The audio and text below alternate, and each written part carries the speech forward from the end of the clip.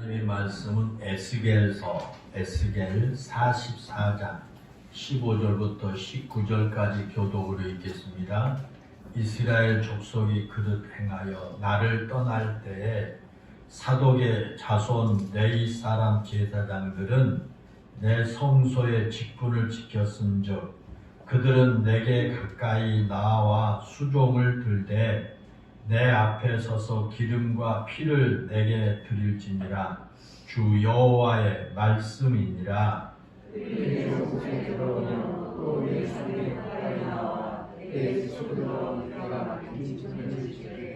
그들이 안뜰 문에 들어올 때나 안뜰 문과 성전 안에서 수종들 때에는 양털 옷을 입지 말고 가는 베옷을 입을 것이니 가는 데에 가는 옷을 쓰며 가는 데에 바지를 입고 당연하게 하는 것으로 그들을 등용할 것이며 19절 다 같이 시작.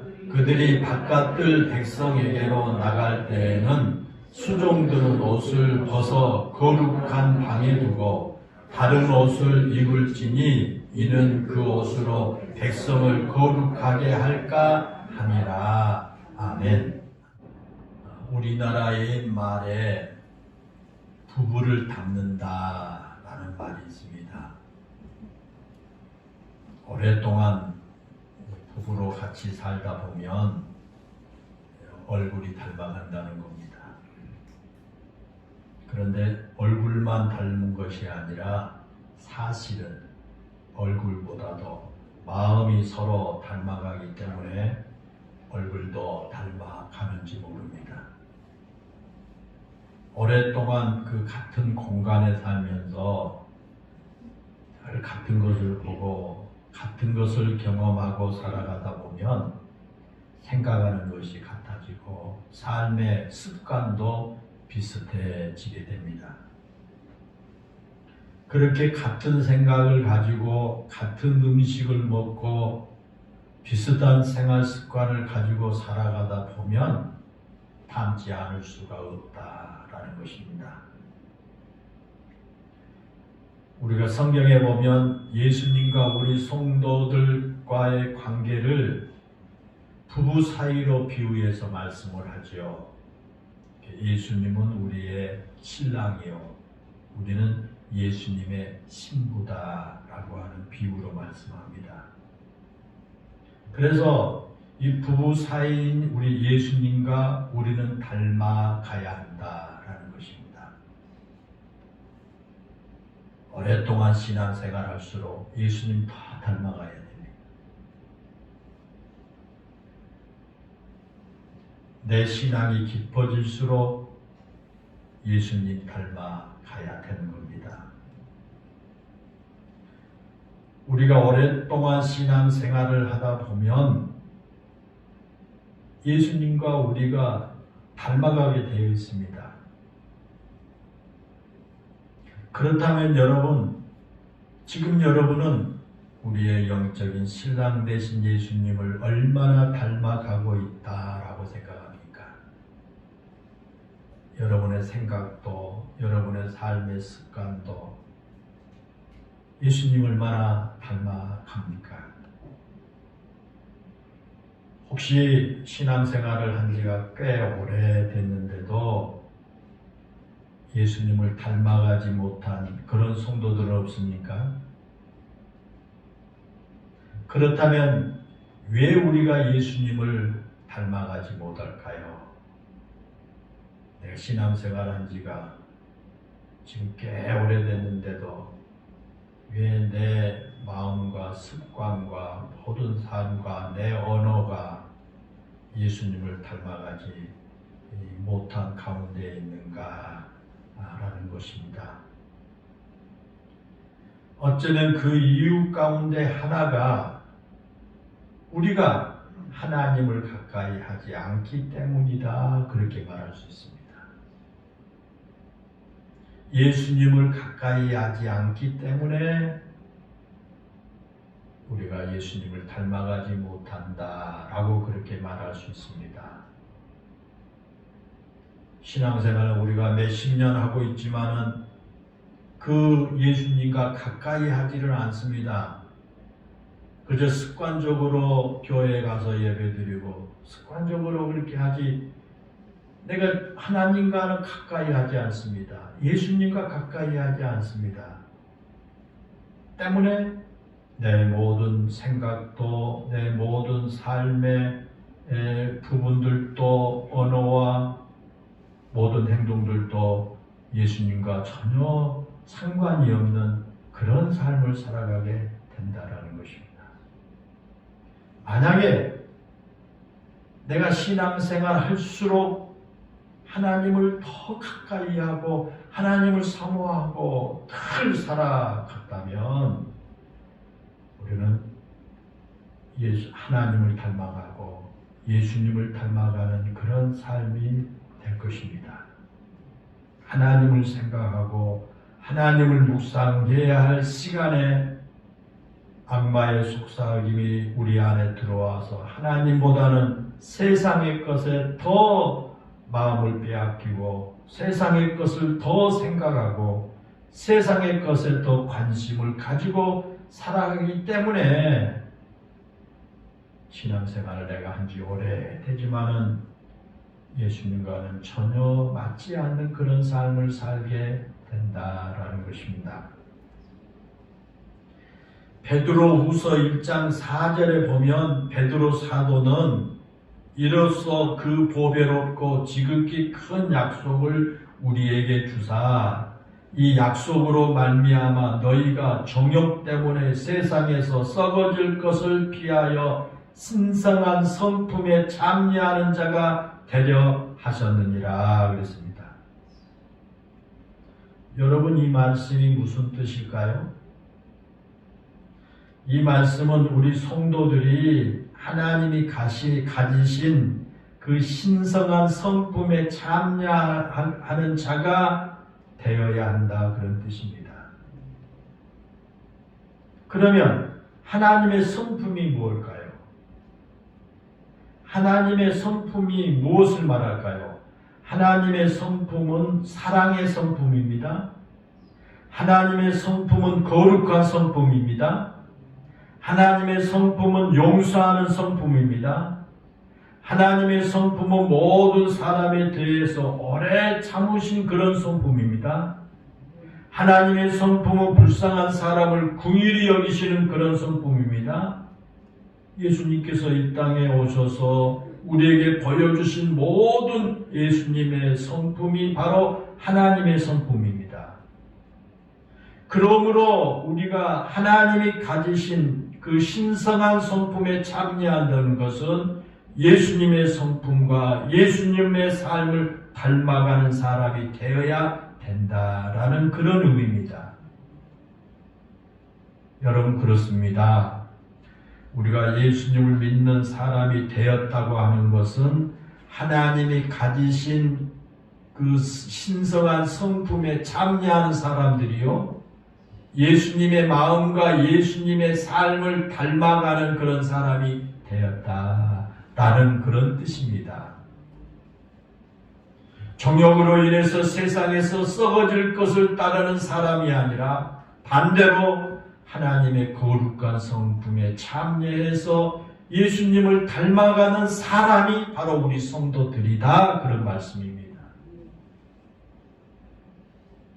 그리스도인이 뭐예요? 그리스도인. 우리 성도들한테 그리스도인, 이 그리스도인은요, 믿지 않는 사람들이 우리 붙여준 이름이에요. 초대교회에서. 교회에서 만들어낸 이름, 그 명칭이 아니라 그리스도를 믿지 않는 세상 사람들이 초대교회 성도들을 보면서 그리스도인이라고 하는 이름을 붙여줬어요. 그리스도인이란 말이 무슨 말이에요? 그리스도를 닮았다 그 말이에요. 저들의 모든 삶을 보니까, 저들의 생활을 하는 거 보니까 정말 그리스도인 닮았다. 그래서 그리스도인이라고 붙여준 거거든요.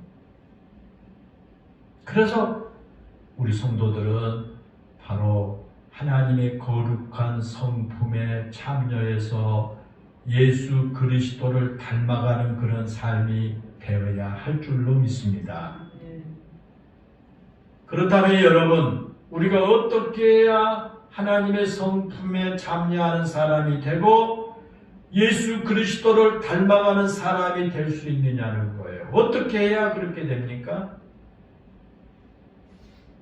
교회 출석해서 성경 찬송 뛰고 우리가 예배에 참석한다고 해서 그렇게 될까요? 오늘 읽은 이 말씀에 보면 우리가 어떻게 해야 예수님을 닮아가는 사람이 될 수 있는지에 대해서 가르쳐줍니다.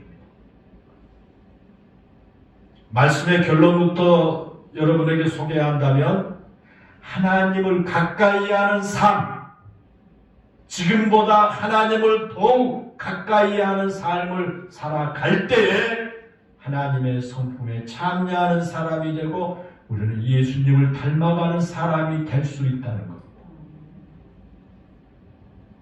사람들이 봤을 때 저 사람 예수 믿는 사람이다. 저 사람 말하는 것 봐. 저 사람 행동하는 것 봐. 예수 믿는 사람이 분명해. 라고 말할 수가 있다라는 겁니다. 오늘 우리가 구약 성경 에스겔서를 읽었잖아요. 우리가 읽은 이 에스겔서 오늘 본문은 에스겔 선지자가 환상을 본 내용 가운데 일부분이에요. 지금 선지자가 환상을 보고 기록해 둔 것이 오늘 우리가 읽은 말씀입니다.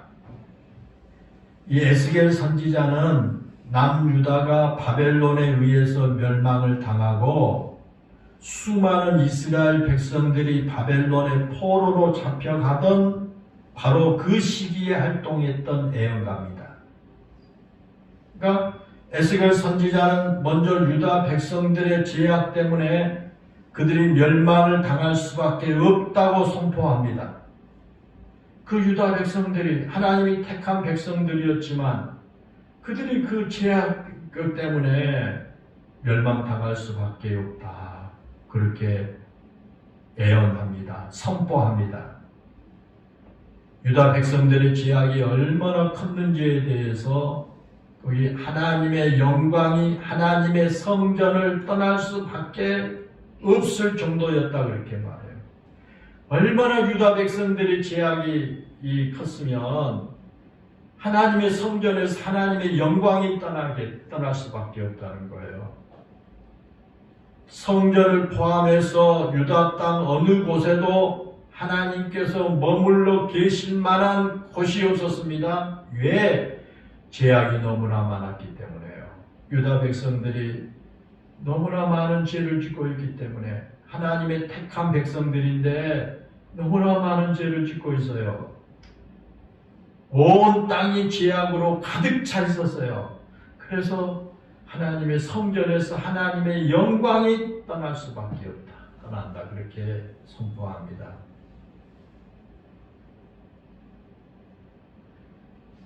성전은 이 세상 모든 사람들이 모두 죄악에 물들어 있을지라도 마지막까지 하나님의 영광을 지켜내야 할 곳이 바로 성전입니다.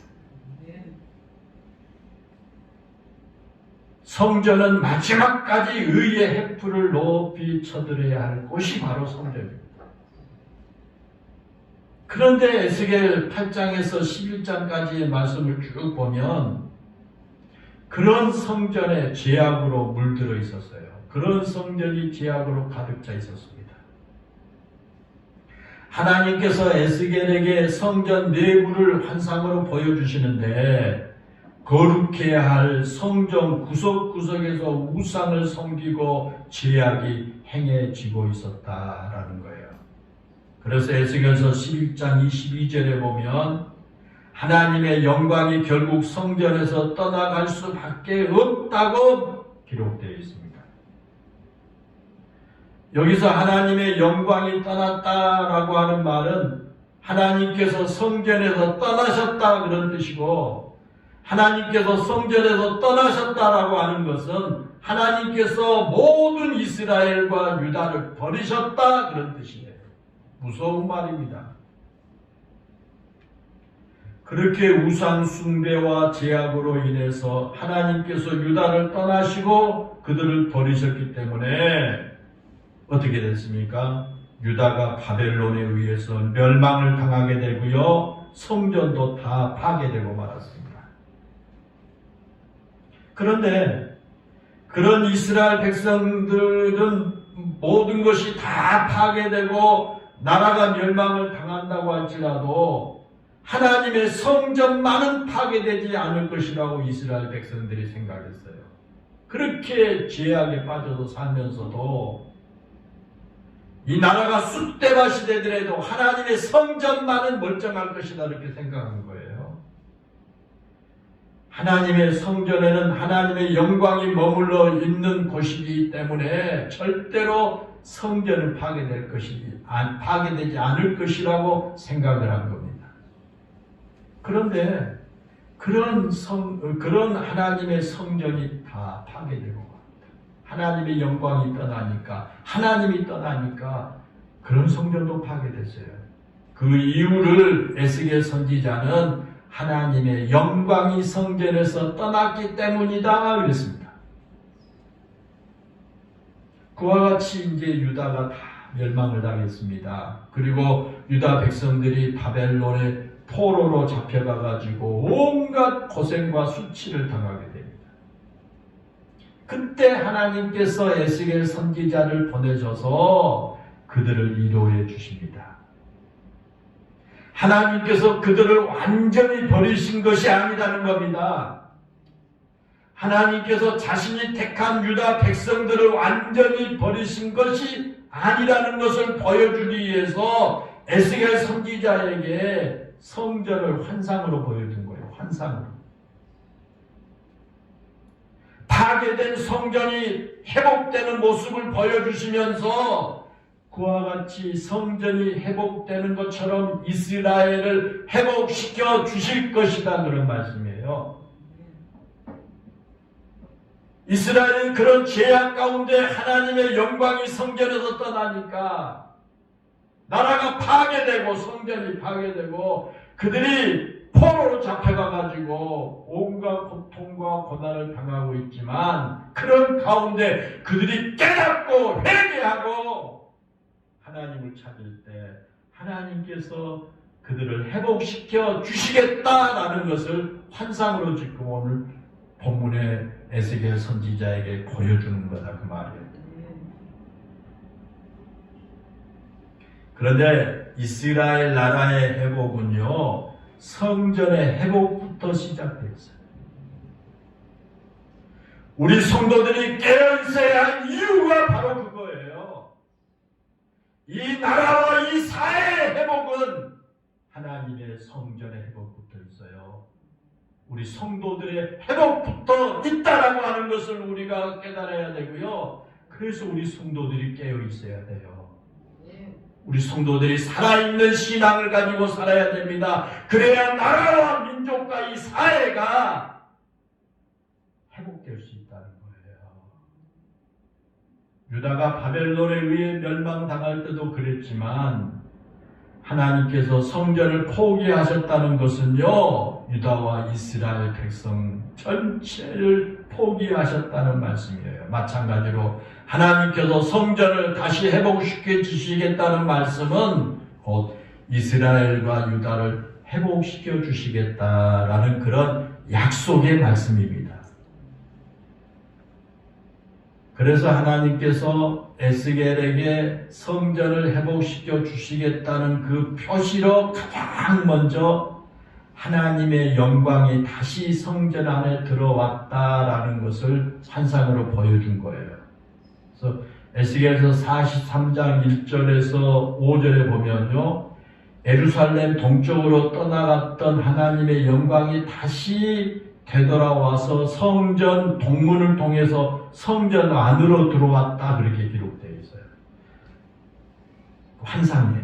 그러니까 이스라엘 예루살렘 동쪽으로 하나님의 영광이 다시 돌아와서 동문을 통해서 성전으로 하나님의 영광이 들어왔다는 거예요. 에스겔서 43장 5절에도 보면 하나님의 영광이 성전 안에 들어오자 여호와의 영광이 성전에 가득하더라 그랬어요. 물론 에스겔 선지자가 환상을 통해서 본 그 성전은 이미 파괴되어 버린 예루살렘 성전이 아닙니다. 에스겔서 41장과 42장에 기록되어 있는 그 성전은 역사적으로 지상에 건축된 성전이 아닙니다. 하나님의 영광이 떠나버린 지상의 성전은 어두움과 죄악으로 가득했기 때문에 파괴되고 말았습니다.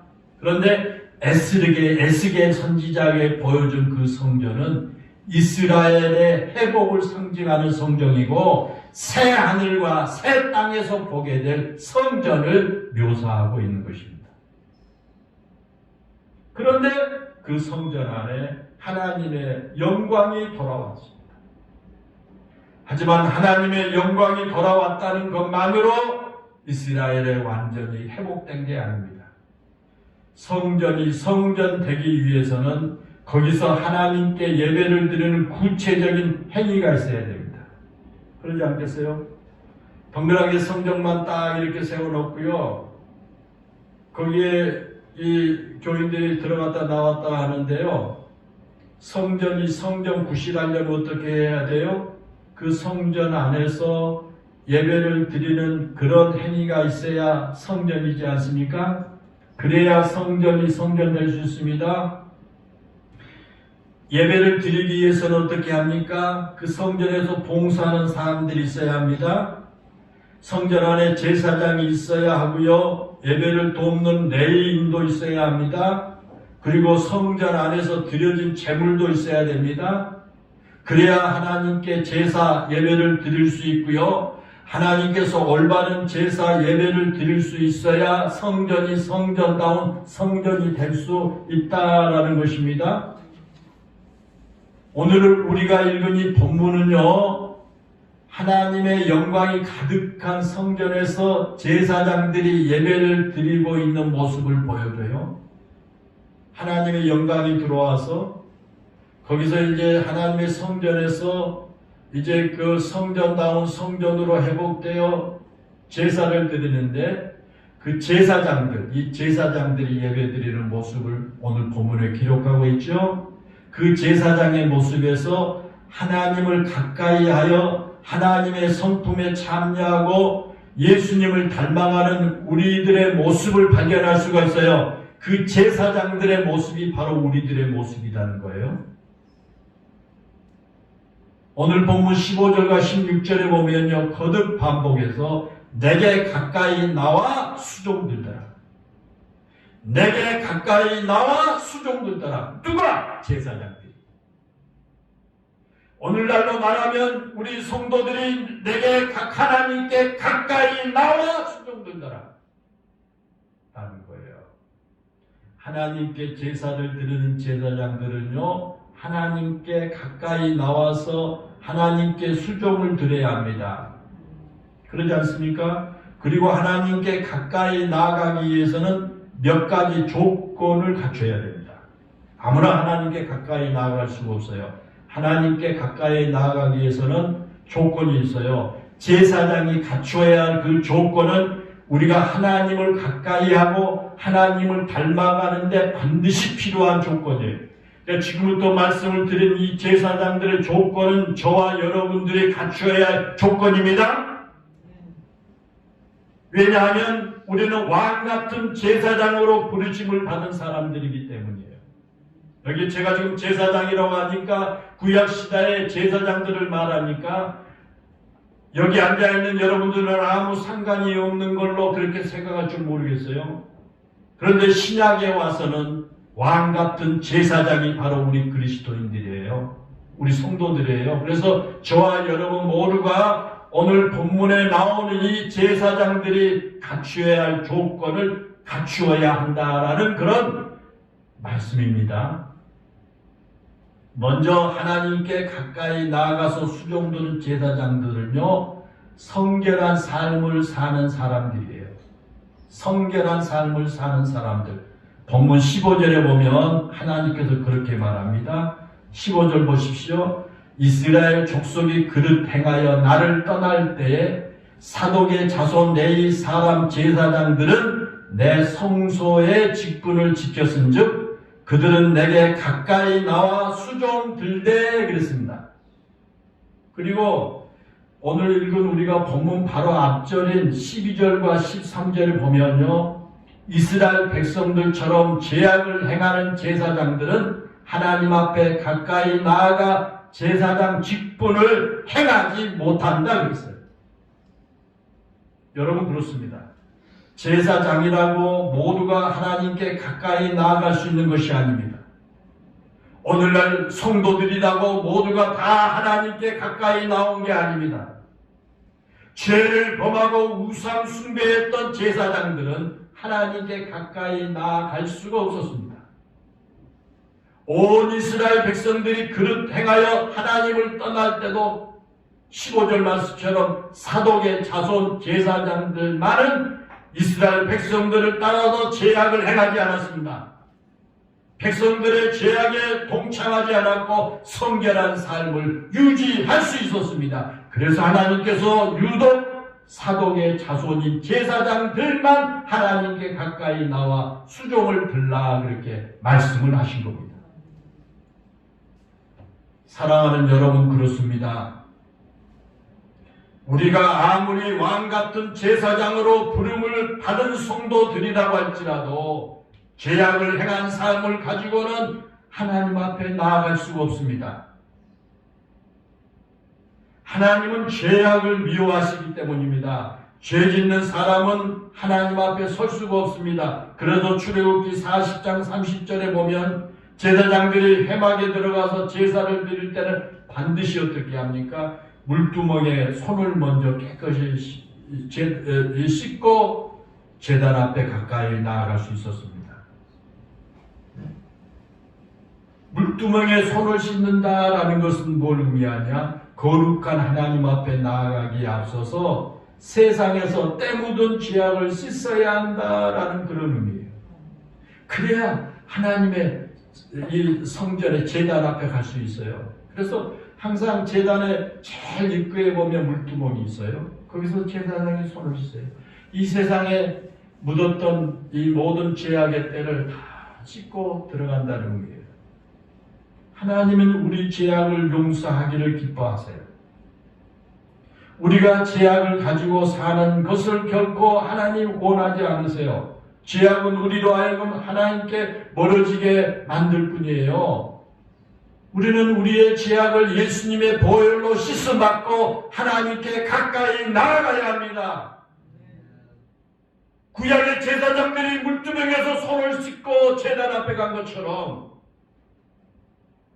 우리도 우리의 많은 이 죄악들을 예수님의 보혈로 씻음받고 오늘도 하나님 앞에 가까이 나아가야 할 줄로 믿습니다. 우리가 하나님께 나와 예배를 드릴 때도 죄악의 때가 묻은 모습으로 예배를 드린 것을 하나님이 결코 원하지 않습니다. 우리에게 죄악된 모습이 혹시 있더라도 십자가 아래 다 내려놓고 십자가에서 흘러나오는 예수님의 보혈로 깨끗하게 씻음받고 하나님께 예배를 드리고 하나님을 섬겨야 할 줄로 믿습니다. 그래야 우리의 예배와 우리의 섬김이 하나님께 연락돼요. 그래야 하나님이 받으셔요. 그렇기 때문에 여러분, 저와 여러분 다 왕같은 제사장이라겠죠. 하나님의 성전에 나와서 그냥 이렇게 앉아서 예배 드리는 게 아니라 먼저 하나님의 성전에 우리가 나와서 뭐합니까? 기도하잖아요. 기도할 때는 뭘 합니까? 내가 하나님 앞에 지금 나왔는데 내 자신의 내 삶의 한 주간 동안 내가 이 지었던 모든 죄악들을 주님 다 고백하오니 하나님 주님의 십자가의 보혈의 피로 용서해 주세요. 물두멍에 손 씻는 것처럼 우리가 우리의 모든 죄악을 씻고 하나님 앞에 예배를 드리고 하나님을 섬겨야 할 줄로 믿습니다. 그래야 우리의 섬김을, 우리의 예배를 받아주세요. 또 하나, 하나님께 가까이 나가서 수종드는 제사장들은요, 땀이 나는 겉옷을 벗어버려야 돼요. 땀 나는 겉옷을 벗어버려야 돼요. 그러지 않겠어요? 막 땀이 막 젖어 있는 그런 옷을 입고 어떻게 이 제사장들이 그 제사를 드리겠어요? 본문 17절에 보면 그러죠. 하나님의 성전에서 하나님께 수종드는 사람은 양털 옷을 입지 말아야 한다. 제사장들이 하나님께 제사 드리고 수종들 때 양털 옷을 입지 말아야 하는 거예요. 또 18절에 여러분 보면요. 땀나게 하는 것으로 허리를 동이지 말라. 땀나게 하는 것으로 허리를 동이지 말라. 여기서 양털 옷은 추운 겨울에 입은 두터운 방한복을 말해요. 여러분 이제 날씨가 추워지게 되면 여러분 그 오리털 옷 입잖아요. 양털 옷, 이게 아주 양털 옷은 방한복이에요. 추울 때 입은 두터운 방한복을 의미합니다. 이 겉모양은 좋은 그런 이 고운 털 때문에 화려하게 보일지 모르지만 그 양털 옷을 입고 있으면 온 몸에 땀이 나가지고 제대로 하나님 앞에 수종드는 일을 감당할 수 없어요. 그래서 제사장이 제사를 드릴 때는요, 땀을 흘리는 것은 하나님 앞에 부정하고 불경한 그런 모습으로 취급되었거든요. 그래서 하나님께 제사를 드릴 때는 이 두터운 옷을 입지 않는 거예요. 양털을 입게 되면 땀이 나긴 나니까 그런 사람이 어떻게 하나님 앞에 이 거룩한 그 제사를 드릴 수 있겠어요? 그래서 부정하고 불결한 모습이기 때문에 그건 양털옷 입지 말라는 거예요.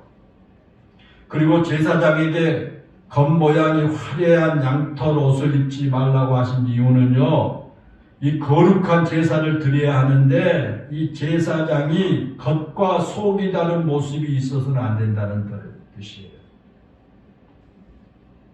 소위 위선이라고 하는 그런 모습으로는 결코 하나님을 기쁘시게 할 수 없다는 거예요. 겉은 보기에는 아주 부드럽고 좋은 그런 보슬보슬한 양털인데 아주 겉은 좋은데 속에는 막 땀이 나 있는 거. 그게 겉과 속이 다른 거, 위선이라고 하는 그런 모습으로는 하나님께 기쁘게 할 수 없다. 여러분, 우리가 복음서에 보면 예수님께서 가장 싫어하는 것 중에 하나가 바로 위선이 아닙니까? 예수님께서 가장 싫어하는 건 위선이에요. 그래서 예수님께서는 겉과 속이 다른 그런 이중적인 삶을 하나님 가장 예수님 싫어하셨어요. 예수님께서 서기관과 바리새인들을 싫어한 이유가 뭡니까? 그들의 외식 때문에 그래요. 그들의 그 위선 때문에. 겉으로는 아주 경건한 척하고 겉으로는 아주 율법을 잘 지킨 척하는데 속에는 온갖 더러운 것으로 가득 차 있는 그들을 보시면서 아주 예수님이 역겨워하셨잖아요. 아주 싫어하셨잖아요. 오늘날 우리 왕 같은 제사장이 우리 성도들도 마찬가지예요. 겉과 속이 그런 다른 유선적인 삶이 아니라 겉과 속이 하나님의 백성들로서 거룩한 모습 그대로 살아가야 된다는 거예요. 그런 사람이 하나님께 제사를 드릴 수 있고 하나님을 예배할 수가 있다는 거예요. 사랑하는 여러분, 오늘 하나님께서 우리에게 요구하신 것이 바로 그런 모습인 겁니다. 겉은 아주 화려하지만 속은 죄악으로 가득 차 있는 그런 모습이 아니라 우리의 내면이 순수하고 성결한 모습이어야 됩니다. 겉과 속이 다르지 않은 순결한 모습, 가식이 없는 모습으로 살아가야 합니다. 하나님은 우리에게 언제나 진실하기를 원하십니다. 거짓으로 꾸며진 모습이 아니라 있는 모습 그대로 순수하게 하나님 앞에 나오기를 원합니다. 거짓의 가면을 벗고 조금 못난 부분이 나에게 있더라도 그 모습 그대로 하나님께 가까이 나오기를 원합니다. 나의 추한 모습이 좀 있더라도 그것을 숨기지 않고 그 모습 그대로 하나님 앞에 나와서 용서를 구하는 순수한 마음으로 살아가기를 하나님 원하신다라는 겁니다. 또 하나, 오늘 본문에서 제사장들은 양털옷 대신에 무슨 옷을 입어요? 가는 베옷을 입어야 한다 그랬죠. 가는 베옷을. 머리에는 가는 배로 만든 관을 써야 하고요. 가는 배. 가는 배로 만든 바지를 입어야 했습니다. 여기서 가는 베옷이라고 하는 것은 여러분 마포, 세마포로 만든 옷을 의미해요. 세마포. 여러분 마포 알잖아요. 베옷은요, 어떤 사람이 입는 옷이냐 하면 세마포 베옷은요, 자신의 죄를 깊이 회개할 때 입은 옷이고요. 그 다음에 죽은 사람들에게 입혀주는 옷이 바로 베옷이에요. 여러분, 우리 사람이 죽게 되면 베옷 입히잖아요. 그래서 베옷은 죽은 사람들에게 입혀주는 옷이에요. 예수님께서 십자가에 돌아가셨을 때 아리마대 사람 요셉이 예수님의 시신을 달라고 해가지고 자기를 위해서 준비해두었던, 자기가 죽으면 입으려고 했던 그런 두었던 그 무덤에 장사를 지니면서 그 예수님에게 그 세마포, 자신이 입으려고 했던 세마포 옷을 입어서 장사를 지냈지 않습니까? 요즘에도 수인은 대부분 배로 만든 옷을 입힙니다. 베옷은 죽은 사람들이 입은 옷이기 때문에. 그러면 여러분, 왜 하나님께서 제사를 드리는 그런 제사장들에게 죽은 사람들이 입은 세마포 옷을 입으라고 하셨을까요?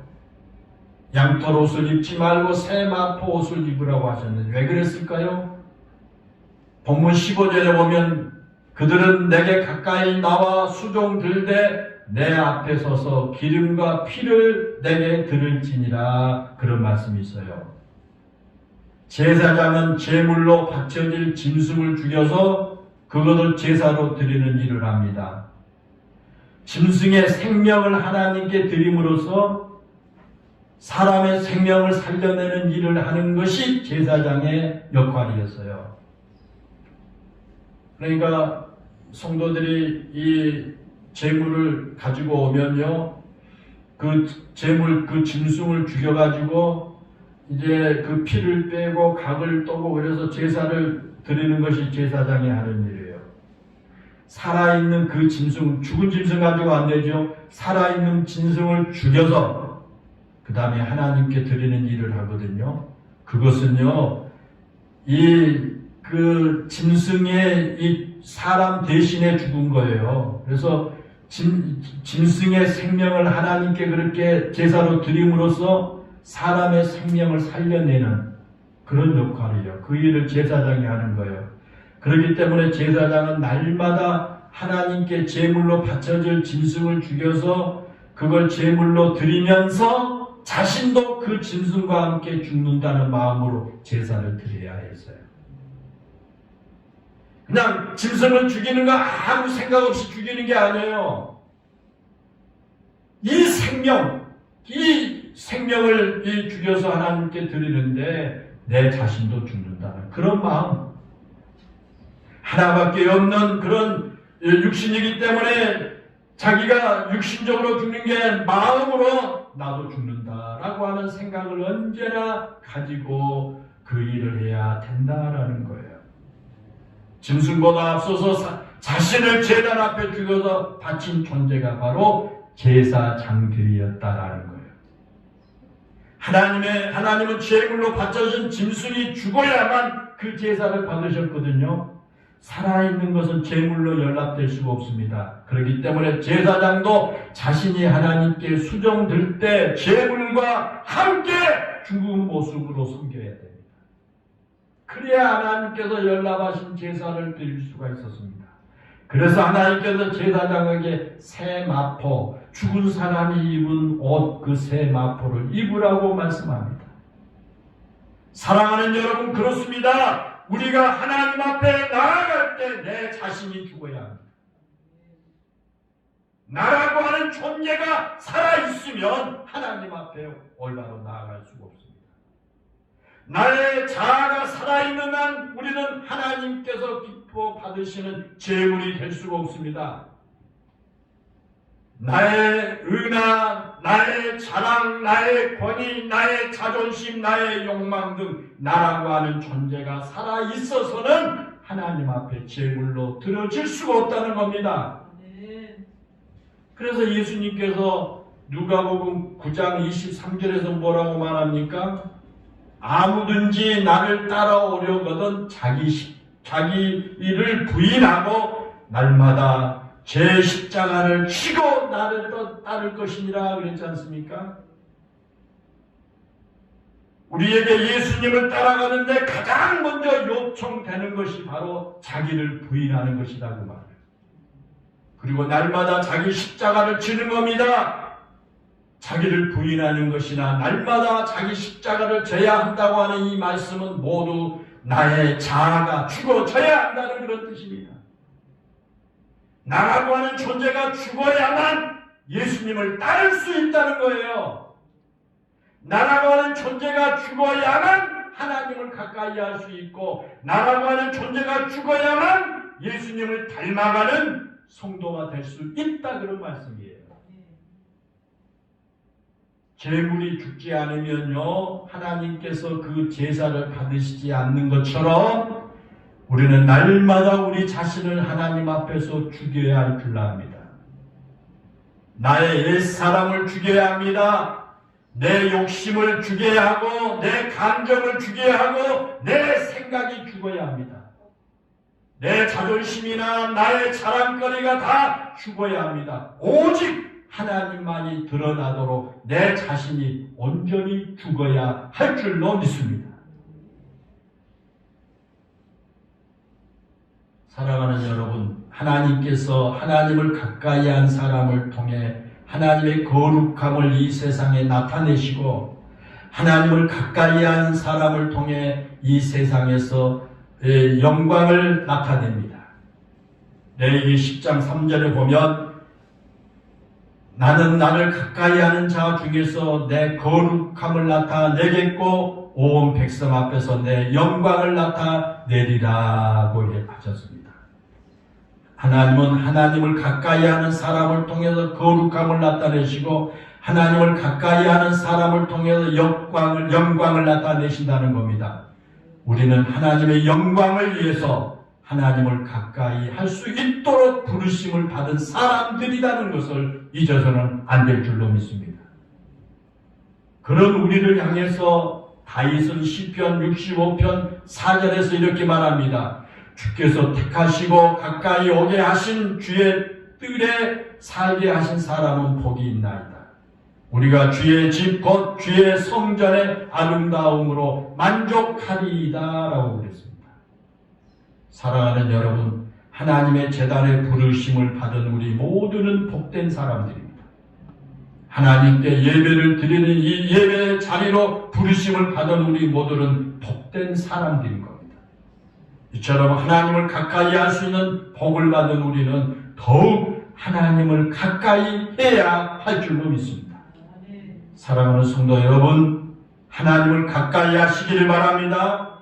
아무리 세상이 여러분에게 무엇이라고 속삭인다고 할지라도 그 세상의 속삭임에 넘어가지 마시고 하나님을 깊이 묵상하며 하나님을 더욱 가까이 하시기를 바랍니다. 어떤 상황에서도 하나님께 등을 돌리지 마시기 바랍니다. 우리가 성결한 삶을 살아갈 때 하나님께서 우리를 가까이 해주실 겁니다. 우리가 순수하고 진실한 마음으로 하나님 앞에 나아갈 때 하나님께서 우리를 사랑의 품으로 품어주시게 될 것입니다. 여러분의 자아를 십자가에 다 못 박고 하나님을 더욱 사랑하는 마음으로 가까이 하시는 여러분 모두가 되시기를 바랍니다. 하나님을 가까이 하는 것이 가장 큰 복인 줄로 믿습니다. 기도합니다. 은혜롭고 감사하신 아버지 하나님, 오늘 또 주의 이 거룩한 날 예배에 참여하는 우리 영일교회 모든 성도들에게 하나님을 더욱 가까이 하는 그런 삶이 되게 해 주시기를 원합니다. 이 세상 사단의 유혹의 속삭임이 우리에게 아무리 들려온다고 할지라도 거기에 현혹되지 아니하고 우리가 하나님을 더 깊이 묵상하고 하나님을 더 가까이 하는 우리 영일교회 성도들 모두가 다 되게 해 주시기를 원합니다. 모두가 순수하고 진실한 그런 마음으로 하나님 앞에 가까이 나아가게 하시고 우리가 성결한 삶을 통해서 하나님 앞에 드려지는 거룩한 왕같은 이 제사장들로서 하나님 앞에 바로 서게 하여 주시기를 원합니다. 내 자아가 죽어지게 하시고 나라고 하는 존재는 하나님 앞에 완전히 죽어지게 하여 주소서. 하나님께서 우리를 붙들어 주시고 하나님 우리에게 힘 주시고 하나님 우리를 새롭게 만들어서 사용할 수 있는 그런 하나님의 거룩한 백성들이 다 되게 해 주옵소서. 예수님의 이름으로 기도하옵나이다.